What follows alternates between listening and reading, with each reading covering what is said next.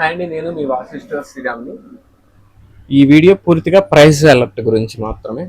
First product వచ్చేసి rice and second product వచ్చేసి sugar.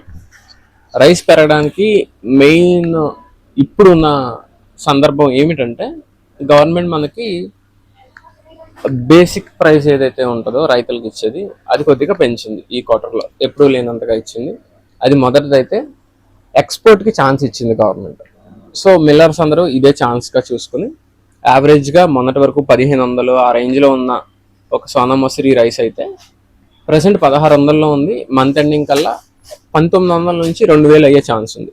So మీకు దగ్గరలో ఉన్న స్టోర్స్లో మీరు కొనుక్కునే బియ్యం ఏదైతే ఉందో అది కొనుక్కుని ఉంచుకోవడం మంచిది. ఎందుకంటే అది పురుగు పట్టే ఛాన్స్ లేదు, పాడయ్యేది కాదు. కాబట్టి మీ క్యాపబిలిటీ ఎంతవరకు కొనుక్కోగలరో ఒక బ్యాగ్ 2 బ్యాగులో కొనేసుకోండి. మన దగ్గరికి రమ్మని నేను చెప్పను, జస్ట్ ప్రైస్ అలర్ట్ ఇస్తున్నా. సెకండ్ వచ్చేసి షుగర్ రోజువారీ ఉపయోగించుకునేది కాబట్టి క్వాంటిటీ ఎక్కువ యూజ్ చేస్తున్నాం. అది బాగా ఎక్కువ పెరుగుతుందా అంటే నేను అనుకోవడం అయితే పెరగకపోవచ్చు. రైస్ పెరిగినంతగా పెరగకపోవచ్చు, ప్రైస్ అయితే పెరుగుతుంది. దీనికి కారణం ఏంటంటే గవర్నమెంట్ ఎథనాయిల్ ఎక్కువ యూజ్ చేస్తుంది. పెట్రోల్కి ఎక్కువగా ఎథనాయిల్ కలపడానికి ట్రై చేస్తుంది.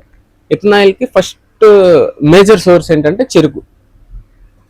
చెరుకు ప్రస్తుతం ఇప్పుడు దీనికోసం యూజ్ చేస్తున్నారు కాబట్టి షుగర్ పెరుగుతుంది. అదేంట్రా చెరుకు పెరిగితే షుగర్ ప్రైస్ ఎలా పెరుగుతుంది అంటే మరి అందులోంచి కదా మనకి షుగర్ ఎందులోంచి వస్తుంది?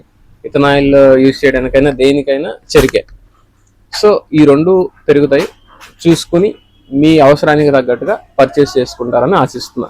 మీ ఫ్రెండ్స్ అండ్ ఫ్యామిలీ మెంబర్స్కి కూడా ఈ వీడియో షేర్ చేయండి, అందరికీ ఉపయోగపడుతుంది.